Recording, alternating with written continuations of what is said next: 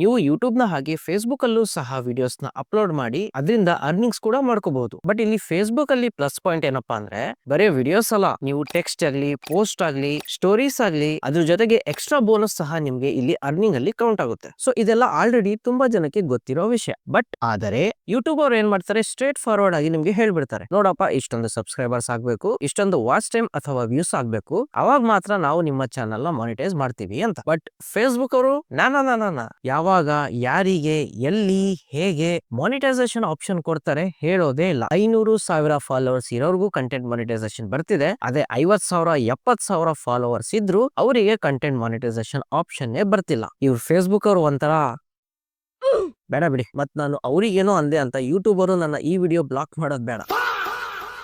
So ತುಂಬಾ ಜನಕ್ಕೆ ಇದ್ರ ಮೇಲೆ ಕನ್ಫ್ಯೂಷನ್ ಇದೆ. ಕಂಟೆಂಟ್ ಮಾನಿಟೈಸೇಷನ್ ನಮಗೆ ಬಂದೇ ಇಲ್ಲ, ಫಾಲೋವರ್ಸ್ ಎಲ್ಲ ಚೆನ್ನಾಗಿದ್ದಾರೆ, ರೀಚ್ ಕೂಡ ಚೆನ್ನಾಗಿ ಬರ್ತಿದೆ. ಸೊ ಅದಕ್ಕೆ ಒಂದು ಡೆಡಿಕೇಟೆಡ್ ವಿಡಿಯೋ ಮಾಡಿ ಎಕ್ಸ್ಪ್ಲೇನ್ ಮಾಡಿ ಏನ್ ಪ್ರಾಬ್ಲಮ್ ಆಗ್ತಿದೆ, ಇದಕ್ಕೆ ಸೊಲ್ಯೂಷನ್ ಏನಿದೆ, ನೆಕ್ಸ್ಟ್ ಏನ್ ಮಾಡ್ಬೇಕು ಅಂತ ತುಂಬಾ ಜನ ಸಜೆಷನ್ ನ ಕೇಳಿದ್ರಿ. ಸೊ ನೋಡಿ, ಸುಮ್ನೆ ಗೊತ್ತಿಲ್ಲದೆ ವಿಡಿಯೋ ಮಾಡಿ ಅದಕ್ಕೆ ಒಳ್ಳೆ ವ್ಯೂಸ್ ಗಳಿಸೋಣ ಅನ್ನೋ ಪಾಲಿಸಿ ನಂದಲ್ಲ. ಸೊ ಅದಕ್ಕೆ ಈ ಕಂಟೆಂಟ್ ಮಾನಿಟೈಸೇಷನ್ ಬಗ್ಗೆ, ಫೇಸ್ಬುಕ್ ಮಾನಿಟೈಸೇಷನ್ ಬಗ್ಗೆ 3-4 ದಿನದಿಂದ ಕಂಟಿನ್ಯೂಸ್ ಆಗಿ ರಿಸರ್ಚ್ ಮಾಡಿ ಹಗಲು ರಾತ್ರಿ ಕಷ್ಟಪಟ್ಟು ರಾತ್ರಿ ಇಲ್ಲ ಬಡಿ, ರಾತ್ರಿ ಅಂತೂ ಮಲ್ಗೋದ್ರಲ್ಲೇ ಹೋಯ್ತು.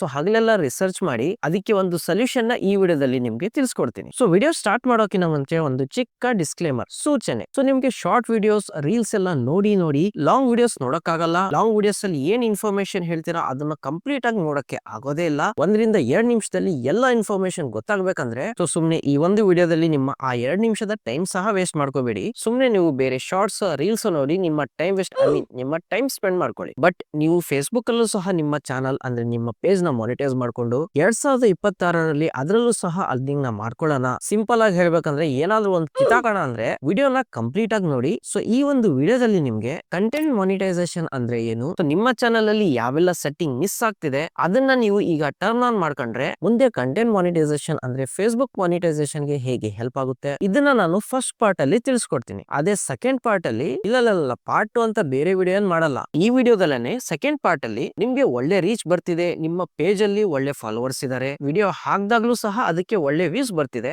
ಆದ್ರೆ ನಮ್ಮ ಫೇಸ್ಬುಕ್ ಪೇಜ್ ಅಥವಾ ಪ್ರೊಫೈಲ್ ಏನಿದೆ ಇನ್ನೂ ಸಹ ಮಾನಿಟೈಸೇಷನ್ ಆಗಿಲ್ಲ, ಕಂಟೆಂಟ್ ಮಾನಿಟೈಸೇಷನ್ ಅಲ್ಲೂ ಸಹ ಟರ್ನ್ ಆನ್ ಆಗಿಲ್ಲ ಅಂದ್ರೆ ಯಾವ ರೀತಿ ನಾವು ಫೇಸ್ಬುಕ್ ಟೀಮ್ ಗೆ ರೀಚ್ ಔಟ್ ಆಗಿ ಅವರಿಗೆ ನಾವು ಇನ್ಫಾರ್ಮ್ ಮಾಡಿ ಅಲ್ಲಿಂದ ಕಂಟೆಂಟ್ ಮಾನಿಟೈಸೇಷನ್ ಆನ್ ಮಾಡ್ಕೋಬಹುದು ಅದನ್ನು ಸಹ ತಿಳಿಸ್ಕೊಡ್ತೀನಿ. ಸೊ ಇದೆಲ್ಲ ಆದ್ಮೇಲೆ ಪಾರ್ಟ್ 3 ಅಲ್ಲಿ ಇದೇ ವಿಡಿಯೋದಲ್ಲಿ ನೀವು ಈಗ 2026ರಲ್ಲಿ ಫೇಸ್ಬುಕ್ ಅಲ್ಲೂ ಸಹ ನಾವು ಕಂಟೆಂಟ್ ನ ಹಾಕಿ ಅಲ್ಲಿ ಮಾನಿಟೈಸೇಷನ್ ಮಾಡ್ಕೊಳ್ಳೋಣಪ್ಪ ಅಂದ್ರೆ ಯಾವೆಲ್ಲ ಸೆಟ್ಟಿಂಗ್ ನ ಮಾಡ್ಕೋಬೇಕು, ಏನೆಲ್ಲ ಸೆಟ್ಟಿಂಗ್ ನ ಮಾಡ್ಕೋಬೇಕು. ಸೊ ಈಗಿಂದಲೇ ಕರೆಕ್ಟ್ ಆಗಿ ಸೆಟ್ಟಿಂಗ್ ಮಾಡ್ತಾ ನಿಮ್ಮ ಫೇಸ್ಬುಕ್ ನ ಇಂಪ್ರೂವ್ ಮಾಡ್ತಾ ಹೋದ್ರೆ ಹೇಗೆ ನಿಮ್ಗೆ ಬೇಗ ಕಂಟೆಂಟ್ ಮಾನಿಟೈಸೇಷನ್ ಬರುತ್ತೆ ಅದನ್ನು ಸಹ ನಿಮ್ಗೆ ತಿಳಿಸ್ಕೊಡ್ತೀನಿ. ಸೊ ನೋಡಿ, ಈ ಪಾರ್ಟ್ 3 ಏನಿದೆ ಆದಷ್ಟು ಹೊಸ ಕ್ರಿಯೇಟರ್ಸ್ ಗೆ ಹೆಲ್ಪ್ ಆಗುತ್ತೆ. ಬಟ್ ನೀವು ಒಂದ್ಸಲಿ ಅದನ್ನ ಚೆಕ್ ಮಾಡ್ಕೊಳ್ಳಿ, ನಿಮ್ಮ ಪೇಜ್ ಅಲ್ಲಿ ಆ ಒಂದು ಸೆಟ್ಟಿಂಗ್ ಮಿಸ್ ಆಗಿದೆ, ಅದು ಇನ್ನೂ ಸಹ ಆಫ್ ಇದೆ ಅಂದ್ರೆ ಅದನ್ನು ಸಹ ನೀವು ನೋಡಿ ಆನ್ ಮಾಡ್ಕೊಳ್ಳಿ. ಸೊ ಇದೆಲ್ಲ ಆದ್ಮೇಲೆ ಕೊನೆಯದಾಗಿ ಬೋನಸ್ ಟಿಪ್ ಅಂತಾನೆ ಇಟ್ಕೊಳ್ಳಿ, ಇಲ್ಲಿ ನಿಮ್ಗೆ ಕೆಲವು ಟಿಪ್ಸ್ ಗಳನ್ನ ಹೇಳ್ಕೊಡ್ತೀನಿ. ಸೊ ಅದನ್ನ ನೀವು ಫಾಲೋ ಮಾಡಿದ್ರೆ ನಿಮ್ಗೆ ಬೇಗ ಕಂಟೆಂಟ್ ಮಾನಿಟೈಸೇಷನ್ ಬರುವಂತಹ ಚಾನ್ಸಸ್ ಇರುತ್ತೆ ಪಕ್ಕ.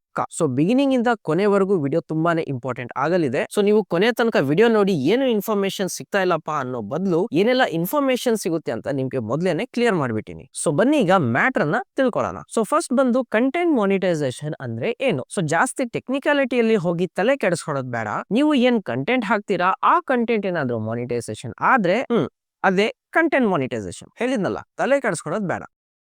ಸೊ ಈಗ ಈ ಕಂಟೆಂಟ್ ಮಾನಿಟೈಸೇಷನ್ ನ ಬೆನಿಫಿಟ್ಸ್ ಏನು, ಲಾಭಗಳೇನಂದ್ರೆ ಇದು ನಿಮ್ಮ ಪೇಜ್ ಅಲ್ಲಿ ಎನೇಬಲ್ ಆದ್ರೆ ಆ ಪೇಜ್ ಅಲ್ಲಿ ನೀವು ಟೆಕ್ಸ್ಟ್ ಹಾಕಿ, ವಿಡಿಯೋಸ್ ನ ಹಾಕಿ, ರೀಲ್ಸ್ ನ ಹಾಕಿ, ಪೋಸ್ಟ್ ಹಾಕಿ, ಅದು ಬಿಡಿ ಬರೀ ಸ್ಟೋರೀಸ್ ಹಾಕಿದ್ರು ಅಲ್ಲಿಂದ ನಿಮ್ಗೆ ಅರ್ನಿಂಗ್ ಆಗುತ್ತೆ. ಸೊ ಅದಕ್ಕೇನೆ ಕಂಟೆಂಟ್ ಮಾನಿಟೈಸೇಷನ್ ಆನ್ ಆದ್ರೆ ನಿಮ್ಗೆ ಮಲ್ಟಿಪಲ್ ವೇಸ್ ಇಂದ ಅರ್ನಿಂಗ್ ಸ್ಟಾರ್ಟ್ ಆಗುತ್ತೆ. ಸೊ ಇದಂತೂ ಕ್ಲಿಯರ್ ಆಯ್ತಾ. ಸೊ ಈಗ ನಿಮ್ಮ ಪೇಜ್ ಅಥವಾ ಪ್ರೊಫೈಲ್ ಅಲ್ಲಿ ಏನೆಲ್ಲ ಸೆಟ್ಟಿಂಗ್ ನ ಮಾಡ್ಕೋಬೇಕು ಅದನ್ನ ಸ್ವಲ್ಪ ನೋಡೋಣ. ಸೊ ಫಸ್ಟ್ ಬಂದು ನಿಮ್ಮ ಪೇಜ್ ಅಲ್ಲಿ ಪ್ರೊಫೈಲ್ ಡ್ಯಾಶ್ ಬೋರ್ಡ್ ನ ಆನ್ ಮಾಡ್ಕೋಬೇಕು. ಸೊ ಅದಕ್ಕೇನ್ ಮಾಡಿ, ನಿಮ್ಮ ಫೇಸ್ಬುಕ್ ಆಪ್ ನ ಓಪನ್ ಮಾಡಿ, ಇಲ್ಲಿ ಪ್ರೊಫೈಲ್ ಅಲ್ಲಿ ಹೋಗಿ, ಸೊ ನೋಡಿ ಇಲ್ಲಿ 3 ಡಾಟ್ಸ್ ಕಾಣಿಸ್ತಿದೆಯಲ್ಲ ಆ ರೀತಿ ನಿಮ್ಗೂ ಸಹ ಕಾಣಿಸುತ್ತೆ, ಅದರ ಮೇಲೆ ಕ್ಲಿಕ್ ಮಾಡಿ. ಸೊ ಇಲ್ಲಿ ಒಂದು ಆಪ್ಷನ್ ಇದೆ, ನನಗೆ ಇಲ್ಲಿ ಟರ್ನ್ ಆಫ್ ಪ್ರೊಫೆಷನಲ್ ಮೋಡ್ ಅಂತ ಇದೆ, ಯಾಕಂದ್ರೆ ನಾನು ಇದನ್ನ ಆಲ್ರೆಡಿ ಆನ್ ಮಾಡ್ಕೊಂಡಿದ್ದೀನಿ ಅದಕ್ಕೆ. ಸೊ ನೀವು ಇದನ್ನ ಆನ್ ಮಾಡಿಲ್ಲ ಅಂದ್ರೆ ಇಲ್ಲಿ ಟರ್ನ್ ಆನ್ ಪ್ರೊಫೆಷನಲ್ ಮೋಡ್ ಅಂತ ಬರುತ್ತೆ. ಸೊ ಅದನ್ನ ನೀವು ಆನ್ ಮಾಡ್ಕೊಳ್ಳಿ. ಸೊ ಇದಾಯ್ತಾ. ಇದಾದ್ಮೇಲೆ ನೆಕ್ಸ್ಟ್ ಬಂದು, ಸೊ ನೀವು ನಿಮ್ಮ ಪೇಜ್ ಅಲ್ಲಿ ಏನ್ ವಿಡಿಯೋಸ್ ಹಾಕ್ತಿರಲ್ಲ ಆ ವಿಡಿಯೋಸ್ ಯಾವ ಕ್ಯಾಟಗರಿಯಲ್ಲಿ ಬರುತ್ತೆ ಅದನ್ನ ನಾವಿಲ್ಲಿ ಸೆಲೆಕ್ಟ್ ಮಾಡಬೇಕು. ಸೊ ಅದಕ್ಕೇನ್ ಮಾಡಿ, ನೀವು ಪ್ರೊಫೈಲ್ ಅಲ್ಲಿ ಹೋಗಿ ಇಲ್ಲಿ 3 ಡಾಟ್ಸ್ ಮೇಲೆ ಕ್ಲಿಕ್ ಕ್ಲಿಕ್ ಮಾಡಿ. ಸೊ ಇಲ್ಲಿ ನೀವು ಎಡಿಟ್ ಅಲ್ಲಿ ಹೋದ್ರೆ ಕೆಟಗರಿ ಅಂತ ತೋರಿಸುತ್ತೆ. ಸೊ ಅದ್ರ ಮೇಲೆ ಈ ಪೆನ್ಸಿಲ್ ಐಕನ್ ಮೇಲೆ ಕ್ಲಿಕ್ ಮಾಡಿ. ಸೊ ಇಲ್ಲಿ ನೋಡಿ ನಿಮ್ಗೆ ಸಜೆಸ್ಟೆಡ್ ಕೆಟಗರಿ ಅಲ್ಲೇ ತೋರಿಸುತ್ತೆ. ಸೊ ಇದರಲ್ಲಿ ನೀವೇನ್ ವಿಡಿಯೋಸ್ ಮಾಡ್ತಿರಲ್ಲ ಆ ವಿಡಿಯೋ ಯಾವ ಕೆಟಗರಿಯಲ್ಲಿ ಬರುತ್ತೆ 90% ಇಲ್ಲೇ ಸಜೆಸ್ಟೆಡ್ ಕೆಟಗರಿಯಲ್ಲೇ ತೋರಿಸುತ್ತೆ. ಸೊ ಆ ಒಂದು ಆಪ್ಷನ್ ಇಲ್ಲ. ಫಾರ್ ಎಕ್ಸಾಂಪಲ್ ನ್ಯೂಸ್ ಮೀಡಿಯಾ ಅದಿಲ್ಲಿ ಆಪ್ಷನ್ ಇಲ್ಲ. ಸೊ ಆ ರೀತಿ ನಿಮ್ಮ ಕೆಟಗರಿ ಇದ್ರೆ ನೀವು ಇಲ್ಲಿ ಸರ್ಚ್ ಮಾಡಿ ಸಹ ಸೆಲೆಕ್ಟ್ ಮಾಡ್ಕೋಬಹುದು. ಸೊ ಇಲ್ಲಿ ನಿಮ್ಗೆ ಒಂದ್ ಸ್ವಲ್ಪ ಐಡಿಯಾ ಬರ್ಲಿ ಅಂತ ಯಾವೆಲ್ಲ ಕೆಟಗರಿ ಎದಕ್ಕೆ ಬಿಲಾಂಗ್ ಆಗುತ್ತೆ ಅದನ್ನ ಸ್ವಲ್ಪ ಹೇಳ್ತೀನಿ. ಸೊ ನೀವೇನಾದ್ರೂ ಸ್ವಲ್ಪ ಸ್ಕೆಚಿಂಗ್ ಬಗ್ಗೆ ಹೇಳ್ಕೊಡ್ತೀರಾ, ಆ ಪೆನ್ಸಿಲ್ ಸ್ಕೆಚ್ ಇರಲಿ ಅಥವಾ ಪೇಂಟಿಂಗ್ ಬಗ್ಗೆ ನೀವು ವಿಡಿಯೋಸ್ ಮಾಡ್ತೀರಾ ಅಂದ್ರೆ ಇಲ್ಲಿ ಆರ್ಟಿಸ್ಟ್ ಅಂತ ಸೆಲೆಕ್ಟ್ ಮಾಡಿ. ಅದೇ ರೀತಿ ನೀವು ಕಾಮಿಡಿ ವಿಡಿಯೋಸ್ ಮಾಡ್ತೀರಾ, ಎಂಟರ್ಟೈನ್ಮೆಂಟ್ ಅಲ್ಲಿ ನಿಮ್ಮ ಮೇನ್ ಫೋಕಸ್ ಕಾಮಿಡಿ ಇದೆ ಅಂದ್ರೆ ಇಲ್ಲಿ ಬಂದು ನೀವು ಕಾಮಿಡಿ ಕ್ಯಾಟಗರಿನ ಸೆಲೆಕ್ಟ್ ಮಾಡಿ. ಅದೇ ರೀತಿ ನೀವೇನಾದ್ರೂ ಮೋಟಿವೇಶನ್ ವಿಡಿಯೋ ಮಾಡ್ತೀರಾ, ನಿಮ್ಮ ವಿಡಿಯೋ ಮುಖಾಂತರ ನಿಮ್ಮ ಆಡಿಯನ್ಸ್ಗೆ ಏನಾದ್ರೂ ಎಜುಕೇಟ್ ಮಾಡ್ತೀರಾ, ಯೂಟ್ಯೂಬ್ ಟಿಪ್ಸ್ ಇರಲಿ, ಇನ್ಸ್ಟಾಗ್ರಾಮ್ ಟಿಪ್ಸ್ ಇರಲಿ ಅಥವಾ ಯಾವುದೇ ಒಂದು ಬೇರೆ ಆಪ್ ಬಗ್ಗೆ ಎಕ್ಸ್ಪ್ಲೇನ್ ಕೊಡ್ತೀರಾ ಅಂದ್ರೆ ಇಲ್ಲಿ ನೀವು ಡಿಜಿಟಲ್ ಕ್ರಿಯೇಟರ್ ಈ ಒಂದು ಕ್ಯಾಟಗರಿನ ಸೆಲೆಕ್ಟ್ ಮಾಡಿ. ಸೊ ಇಲ್ಲಿವರೆಗೂ ಕ್ಲಿಯರ್ ಆಯ್ತು ತಾನೆ? ಸೊ ಈ ಎರಡು ಸ್ಟೆಪ್ಸ್ ನ ಫಾಲೋ ಮಾಡಿದ್ಮೇಲೆ ಸೊ ನೆಕ್ಸ್ಟ್ ಬಂದು ನಿಮ್ಮ ಒಂದು ಪ್ರೊಫೈಲ್ ಮಾನಿಟೈಸೇಷನ್ ಗೆ ಎಲಿಜಿಬಲ್ ಇದೆನಾ, ನಿಮ್ಮ ಪೇಜ್ ಅಥವಾ ಪ್ರೊಫೈಲ್ ಅಲ್ಲಿ ಯಾವುದೇ ರೀತಿಯ ತಪ್ಪಿಲ್ವಾ ಅದನ್ನ ನೋಡ್ಕೊಳ್ಳೋದು ತುಂಬಾನೇ ಇಂಪಾರ್ಟೆಂಟ್. ಸೊ ಅದಕ್ಕೆ ಮತ್ತೆ ನಿಮ್ಮ ಪ್ರೊಫೈಲ್ ಅಲ್ಲಿ ಹೋಗಿ ಇಲ್ಲಿ 3 ಡಾಟ್ಸ್ ಮೇಲೆ ಕ್ಲಿಕ್ ಮಾಡಿ. ಇಲ್ಲಿ ನಿಮ್ಗೆ ಪೇಜ್ ಸ್ಟೇಟಸ್ ಅಥವಾ ಪ್ರೊಫೈಲ್ ಸ್ಟೇಟಸ್ ಅಂತ ತೋರಿಸುತ್ತೆ. ಸೊ ಇದನ್ನ ಕ್ಲಿಕ್ ಮಾಡಿದ್ಮೇಲೆ ನಿಮ್ಮ ಪ್ರೊಫೈಲ್ ಪಿಕ್ಚರ್ ಮೇಲೆ ಗ್ರೀನ್ ಟಿಕ್ ಇದ್ದು ಕೆಳಗಡೆ ಪೇಜ್ ಹ್ಯಾಸ್ ನೋ ಇಶ್ಯೂಸ್ ಅಂತ ಬಂದ್ರೆ ನಿಮ್ಮ ಪೇಜ್ ಅಲ್ಲಿ ಯಾವುದೇ ರೀತಿಯ ಪ್ರಾಬ್ಲಮ್ ಇಲ್ಲ ಅಂತ ಅರ್ಥ. ಅದೇ ನೀವು ಇಲ್ಲಿ ಮಾನಿಟೈಸೇಷನ್ ಮೇಲೆ ಕ್ಲಿಕ್ ಮಾಡಿ ನೋಡಿದ್ರು ಸಹ your page is active and earning ಅಂತ ತೋರಿಸುತ್ತೆ. ಸೊ ಈ ರೀತಿ ನಿಮ್ಮ ಪೇಜ್ ಅಥವಾ ಪ್ರೊಫೈಲ್ ಅಲ್ಲೂ ಸಹ ಇದ್ರೆ ನಿಮ್ಮ ಪೇಜ್ ಅಲ್ಲಿ ಯಾವುದೇ ರೀತಿಯ ಪ್ರಾಬ್ಲಮ್ ಇಲ್ಲ, ಎಲ್ಲ ಕರೆಕ್ಟ್ ಇದೆ ಅಂತ ಅರ್ಥ. ಸೊ ನೋಡಿ ಇಲ್ಲಿವರೆಗೂ ಕಂಟೆಂಟ್ ಮಾನಿಟೈಸೇಷನ್ ಅಂದ್ರೆ ಏನು, ಏನೆಲ್ಲ ಸೆಟ್ಟಿಂಗ್ ಮಾಡ್ಕೋಬೇಕು ಅದೆಲ್ಲ ಗೊತ್ತಾಯ್ತಲ್ಲ. ಅದೇ ಮತ್ತೇನು ಗೊತ್ತಾಗಿಲ್ಲ ಅಂದ್ರೆ ಓಕೆ. ಈಗ ಪಾರ್ಟ್ 2 ಅಲ್ಲಿ ಏನಪ್ಪಾ ಅಂದ್ರೆ ನೀವು ಈ ಸೆಟ್ಟಿಂಗ್ ನ ಆಲ್ರೆಡಿ ಮಾಡಿದೀರಾ, ನಿಮ್ಗೆ ಇದ್ರ ಬಗ್ಗೆ ಎಲ್ಲ ಗೊತ್ತಿತ್ತು, ಅದೆಲ್ಲ ಮಾಡಿನೇ ನಾವು ವಿಡಿಯೋಸ್ ಮಾಡ್ತಿದೀವಿ, ವಿಡಿಯೋಸ್ಗೆ ಒಳ್ಳೆ ರೀಚ್ ಬರ್ತಿದೆ, ಒಳ್ಳೆ ಫಾಲೋವರ್ಸ್ ಕೂಡ ಆಗಿದ್ದಾರೆ. ಆದ್ರೂ ಸಹ ನಮ್ಮ ಫೇಸ್ಬುಕ್ ಪೇಜ್ ಅಲ್ಲಿ ನಮ್ಗೆ ಕಂಟೆಂಟ್ ಮಾನಿಟೈಸೇಷನ್ ಬಂದಿಲ್ಲ, ನಮ್ಮ ಒಂದು ಪೇಜ್ ಇನ್ನೂ ಸಹ ಮಾನಿಟೈಸ್ ಆಗಿಲ್ಲ. ಅವಾಗ ನಾವೇನ್ ಮಾಡ್ಬೇಕು? ಅದಕ್ಕೆ ನೀವು ಮೇನ್ ಆಗಿ 2 ಕೆಲಸ ಮಾಡಬೇಕಾಗುತ್ತೆ. ಮೊದಲ ಕೆಲಸ ಏನ್ ಮಾಡಿ, ಈ ಒಂದು ಚಾನಲ್ಗೆ ಸಬ್ಸ್ಕ್ರೈಬ್ ಮಾಡ್ಕೊಳ್ಳಿ. ನಿಜವಾಗ್ಲು ಸಬ್ಸ್ಕ್ರೈಬ್ ಮಾಡ್ಕೊಳ್ಳಿ. ಯಾಕಂದ್ರೆ ನೋಡಿ ನೀವು ಬೇರೆಯವರಿಗೆ ಒಳ್ಳೆ ಕೆಲಸ ಮಾಡಿದ್ರೆ ದೇವ್ರು ನಿಮ್ಗೆ ಒಳ್ಳೇದ್ ಮಾಡ್ತಾನೆ, ಗೊತ್ತಾಯ್ತಾ?